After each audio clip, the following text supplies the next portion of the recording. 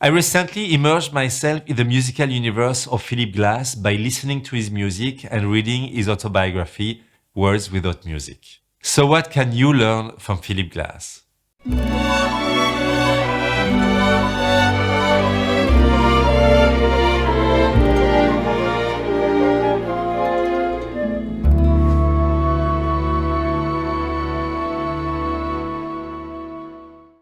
This series dedicated to Philip Glass is in 3 parts, so don't miss the next episodes when you can, among other things, listen to my composition Raise a Glass.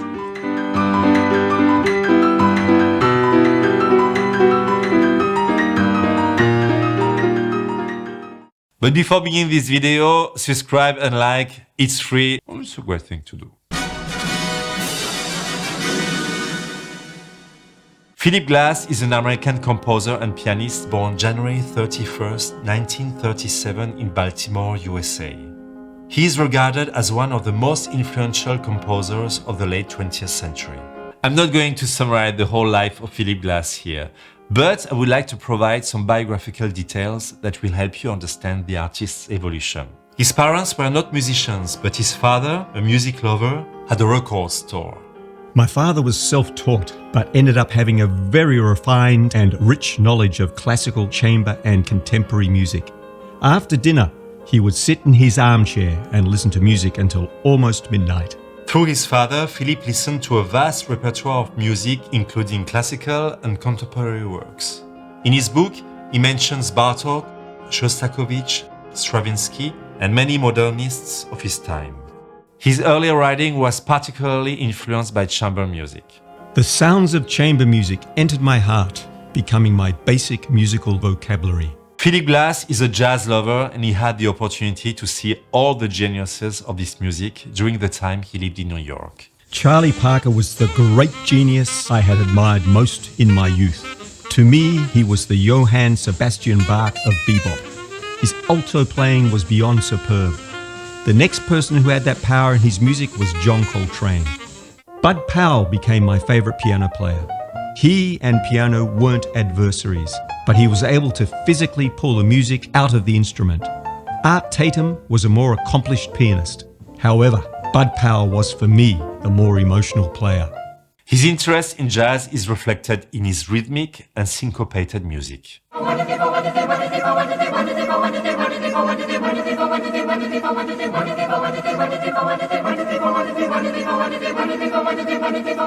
Philip Glass studied composition at the Juilliard School in New York and later in Paris with a famous teacher, Nadia Boulanger, who had many notable students including Igor Stravinsky, Quincy Jones, Arthur Piazzolla, and many others. Mademoiselle Boulanger was certainly one of the most remarkable people I had ever met.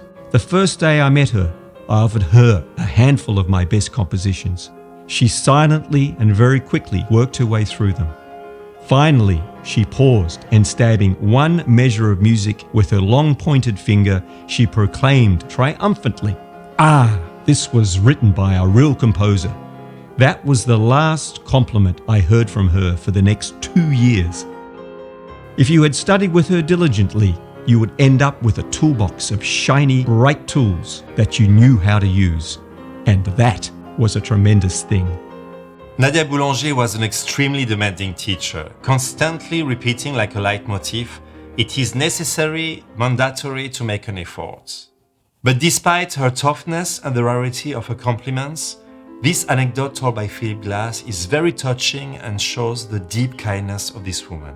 In the late 1990s, I had been invited to Paris to present La Belle et la Bête. After the performance, a young man working in the cultural division of the US Embassy came up to me and said he had a letter to give to me. What letter? In the 1960s, you applied for a renewal of your Fulbright Fellowship and you were denied. But your teacher, Nadia Boulanger, wrote us a letter. She wrote, "I've been working with Mr. Philip Glass on music technique. My impression is that he is a very unusual person, and I believe that someday he will do something very important in the world of music." I was completely shocked. Of the many students she had at the time, I was convinced I was amongst the less gifted. Regarding his calling as a composer, he says, "I never decided to become a musician.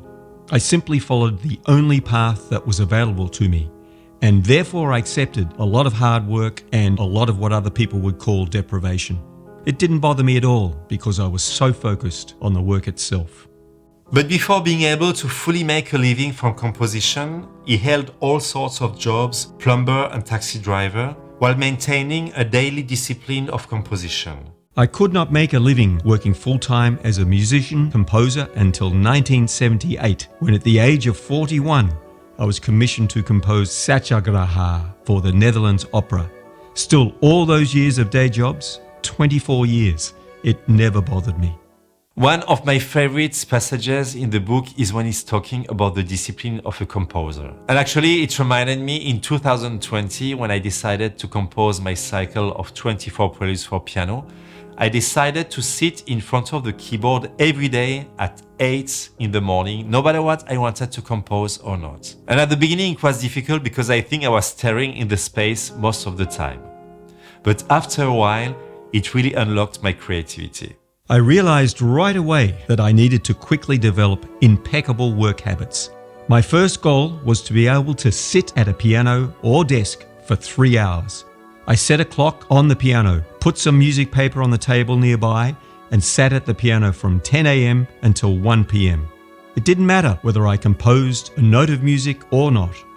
The first week was painful, brutal actually.